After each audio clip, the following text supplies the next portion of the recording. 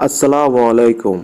অহংকারী ফেরাউন নিজেকে খোদা বলে দাবি করত। মহান আল্লাহ তাআলা তাকে ধ্বংস করে দিয়ে প্রমাণ করে দিয়েছেন যে সবচেয়ে বড় খোদা কে। প্রিয় দর্শক, ফেরাউন মিশরের এমন এক বাদশা ছিল যে নিজেকে খোদা বলে দাবি করত আর মানুষকে জোর জবরদস্তি করে নিজের পূজা করাতো আর বনি ইসরায়েল সম্প্রদায়ের উপর নিজের জুলুম অত্যাচার করত। আল্লাহ তাআলা তাকে ধ্বংস করে দেওয়ার পর না জমিন তাকে গ্রহণ করলো না পানি তাকে গ্রহণ করলো, বরং তার লাশ অক্ষত অবস্থায় রয়ে গিয়েছে এবং কেয়ামত পর্যন্ত এমন অবস্থায় থাকবে যাতে সে পৃথিবীর জন্য নিদর্শন হয়ে থাকে এবং মানুষ যেন বুঝতে পারে জুলুমকারী বা সীমালঙ্ঘনকারীর শেষ পরিণতি কি হতে পারে। প্রিয় দর্শক, আজকে আমরা জানব ফেরাউন কিভাবে মিশরের সবচেয়ে সুন্দরী নারীকে বিবাহ করেছিল এবং তার কয় সন্তান ছিল, সবচেয়ে বড় কাফেরের স্ত্রীকে এবং তার নাম কি ছিল, এবং মহান আল্লাহ তাআলা কেন তাকে জান্নাতি হিসেবে ঘোষণা দিয়েছিল। তিনি কি এমন করেছিলেন যার কারণে মহান আল্লাহ তাআলা তাকে জান্নাতে প্রবেশ করাবেন।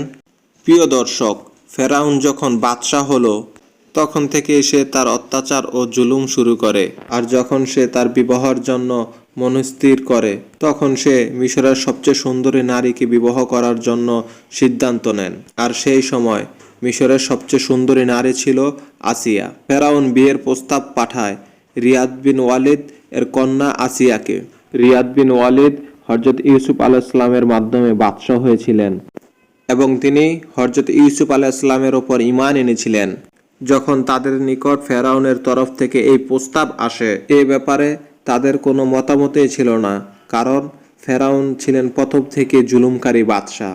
সে জোরপূর্বক হযরত আসিয়াকে বিয়ে করে এবং হুমকি দিতে থাকে যে বিয়েতে রাজি না হলে তার পিতাকে হত্যা করবে। কিন্তু বিয়ের পর মহান আল্লাহ তাআলা হযরত আসিয়াকে ফেরাউনের কবল থেকে রক্ষা করে এবং ফেরাউন হযরত আসিয়ার ওপর কিছুই করতে পারত না। যখন ফেরাউন বিবাহের পর আসিয়ার সাথে মিলিত হওয়ার জন্য প্রথম ঘরে প্রবেশ করে, তখন মহান আল্লাহ তাআলা তার কুদরতে ফেরাউনকে ঘুম পাড়িয়ে রাখেন, যার কারণে ফেরাউন আসিয়ার ওপর কিছুই করতে পারে না।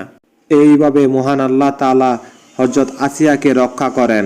কিছু কিছু কিতাবে এসেছে মহান আল্লাহ তাআলা ফেরাউনের বিয়ের পর তার পুরুষত্বকে নষ্ট করে দিয়েছিলেন এবং হযরত আসিয়াকে হেফাজত করেছিলেন।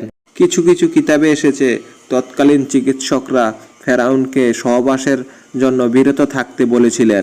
এর কারণ হিসেবে মনে করা হয় আসিয়া সেই বাদশার কন্যা ছিলেন যিনি ইউসুফ আলাইহিসসালামের ডাকে সাড়া দিয়ে ঈমানদার হয়েছিলেন, আর হযরত আসিয়া ছিলেন অত্যন্ত নেক এবং পরহেজগার বান্দা। এইভাবে মহান আল্লাহ তাআলা হযরত আসিয়াকে ফেরাউনের নাপাক স্পর্শ থেকে হেফাজত করেন। চলুন এবার আমরা জেনে নেই ফেরাউনের কতজন সন্তান ছিল।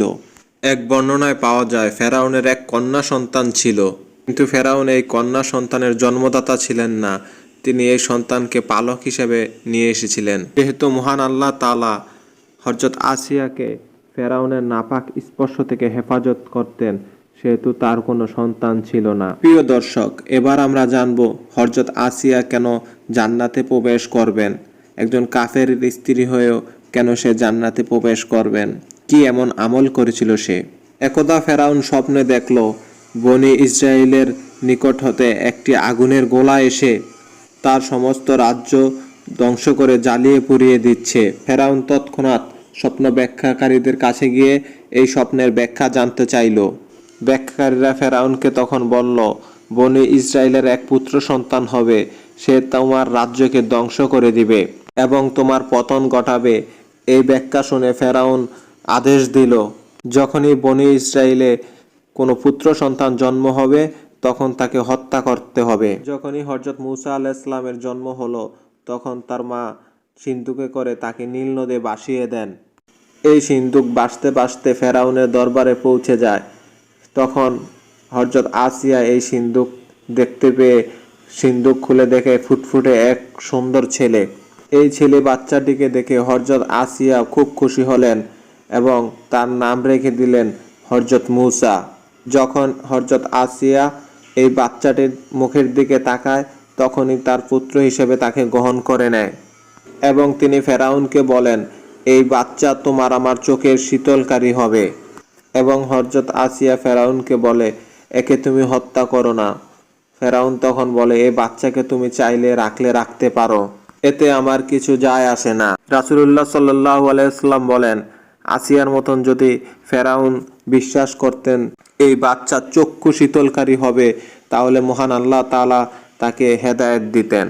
কিন্তু ফেরাউনের নসিবে কোনো হেদায়েত ছিল না, যার কারণে সে কোনো কিছু পরোয়া করত না। হযরত আসিয়ার বিবাহের পর থেকে ফেরাউনের অত্যাচার ও সীমালঙ্ঘন এর বিরুদ্ধে পাহাড়ের মতন দাঁড়িয়েছিলেন। যখন হযরত মূসা আলাইহিস সালাম নবুয়ত প্রাপ্ত হন এবং ফেরাউনের জাদুর খেলায় তাকে পরাজিত করেন, তখনই হযরত আসিয়া ঈমান আনেন এবং ফেরাউনের নিকট হতে গোপন রাখেন।